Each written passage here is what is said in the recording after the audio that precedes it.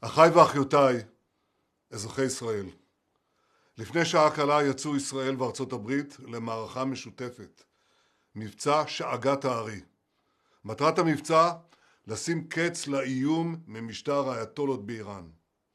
בשעה זו תוקף צה"ל מטרות של משטר הדיכוי, מתקנים של משמרות המהפכה והבסיס, ויחד עם צבא ארצות הברית, אתרי טילים בליסטיים שמאיימים הן על ישראל והן על כוחות ארצות הברית.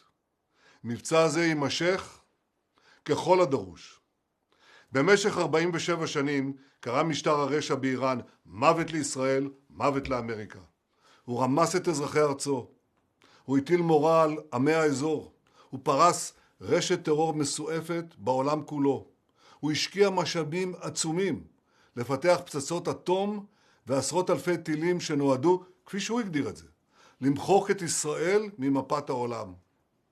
הוא חימש גם את שלוחות הטרור סביבנו, בעזה, בלבנון, בסוריה, בעיראק, בתימן, ביהודה ושומרון. והוא הקיז את דמנו. אבל אם מישהו היה צריך הוכחה נוספת לגבי טבעו הרצחני של משטר האייתולות, הוא קיבל אותה בחודש שעבר. כי כולנו ראינו איך משטר האימים הזה בטהרן ביצע טבח המוני חסר תקדים באזרחי איראן עצמה. הוא רצח בדם קר אלפי ילדים, מבוגרים, זקנים. רבבות נאסרו, עונו, הושפלו. ולמה? רק בגלל שהם ביקשו לעצמם חיים של חירות וכבוד. במלחמת התקומה ובמבצע עם כלביא, חיילינו הגיבורים היכו שוק על ירך את משטר האייתולות ושלוחיו. אבל חיית הטרף הפצועה לא חדלה מניסיונותיה להשתקם למען אותה מטרה, כדי להשמיד אותנו. בחודשים האחרונים הרודנים באיראן זוממים לבנות מחדש את יכולות הגרעין והטילים שלהם, ולהטמין אותם מתחת לאדמה, ושם לא נוכל לפגוע בהם. אם לא נעצור אותם עכשיו, הם יהיו חסינים. ולשם כך, הנציגים שלהם במשא ומתן מנסים להרוויח זמן במשא ומתן עקר ושקרי עם ידידינו האמריקנים. אבל הרודנים באיראן טעו טעות מרה. כי ארצות הברית לא קונה את השקרים שלהם, ואנחנו לא נשב בחיבוק ידיים כשמרחף מעלינו צל ההשמדה. ולכן יצאנו כעת למבצע שאגת הארי, פעולה שהיא עוצמתית הרבה יותר ממבצע עם כלביא, שהיה מאוד עוצמתי. אנחנו עושים זאת בשילוב זרועות מלא עם ידידינו בארצות הברית, תחת ההנהגה האמיצה של הנשיא טראמפ. יחד עם ארצות הברית נכה קשות במשטר הטרור. ניצור תנאים שיאפשרו לעם האיראני האמיץ לפרוק מעליו את עול המשטר הרצחני הזה. במהלך מבצע עם כלביא שאלו אותי פעמים רבות, האם הפלת המשטר היא המטרה של המבצע בנוסף להרחקת איום הגרעין והטילים? ואני השבתי שזו לא הייתה המטרה, אבל זו בהחלט יכולה להיות התוצאה.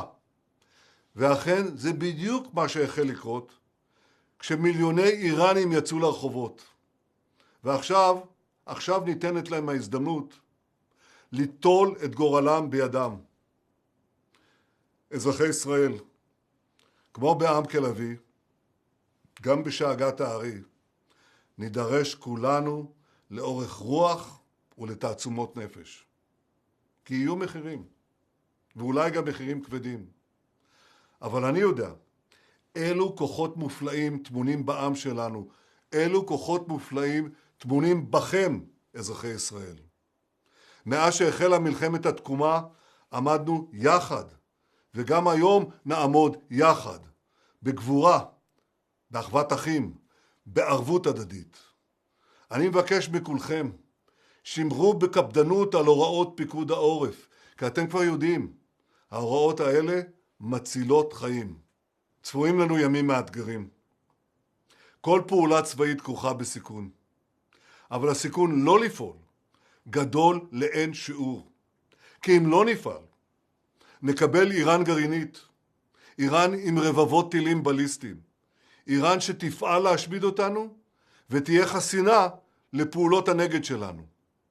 כעם חפץ חיים, אין לנו ברירה אלא לצאת למערכה. אלא שהפעם אנחנו עושים זאת עם הכוח האדיר המשולב של מדינת ישראל וארצות הברית של אמריקה. מכאן אני מבקש לפנות לאזרחי איראן. אתם אזרחי איראן, והצבא האיראני, הארטש, אתם לא האויבים שלנו, ואנחנו לא האויבים שלכם.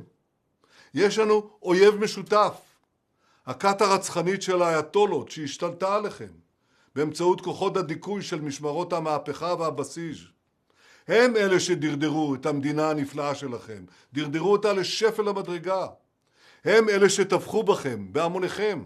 ולכן, בתיאום מלא עם ידידי נשיא ארצות הברית, אני אומר לכם, כל מי שיניח את נשקו, כולל בקרב כוחות המשטר, יבטיח את שלומו ויבטיח את עתידו.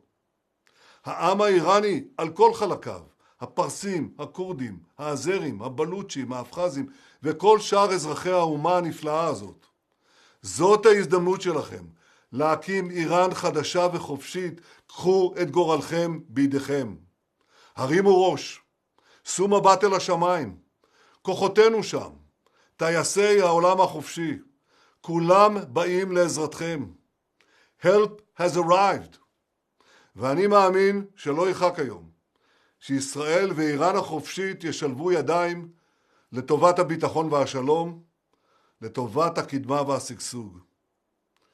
אזרחי ישראל, אני מבקש להודות מעומק ליבי לנשיא ארצות הברית דונלד טראמפ, לעם האמריקני, לצבא האמריקני. הנשיא טראמפ הוא לא רק גדול ידידיה של ישראל בבית הלבן בכל הזמנים, הוא גם מנהיג נחוש של העולם החופשי. הוא משאיר מבט אל הדורות הבאים, מחליט מה טוב לאמריקה, ואחר כך פועל מתוך אחריות ואומץ. יחד אנחנו מביאים אור גדול לכל מי שנטועה בו שאיפת החופש האנושי. בשמכם אזרחי ישראל, אני מצדיע למפקדי צה"ל וחייליו, לחיל האוויר שלנו, לאגף המודיעין, למוסד, לנשות ואנשי כוחות הביטחון, לנשות ואנשי כוחות ההצלה. אני מצדיע להם על עוז רוחם ועל עוצמת עשייתם. ואני אומר לכם, עם שלם עומד מאחוריכם. עם שלם נושא תפילה להצלחתכם. אחיי ואחיותיי, בעוד יומיים נחגוג את חג הפורים. לפני 2,500 שנה, בפרס הקדומה, קם עלינו צורר עם אותה מטרה בדיוק, להשמיד כליל את עמנו. אבל מרדכי היהודי ואסתר המלכה, באומץ ליבם, בתושייתם, הצילו את עמנו. באותם ימי פורים, הפור נפל, והמן הרשע נפל יחד איתו. גם היום, בחג הפורים, הפור נפל, וסופו של משטר הרשע ליפול גם הוא. הנביא עמוס אומר, אריה שאג מי לא יירא. במבצע שאגת הארי אנחנו שואגים, אל תירא ישראל, כי גור אריה הלא אתה. נעמוד כאיש אחד בלב אחד, ובעזרת השם נבטיח את נצח ישראל.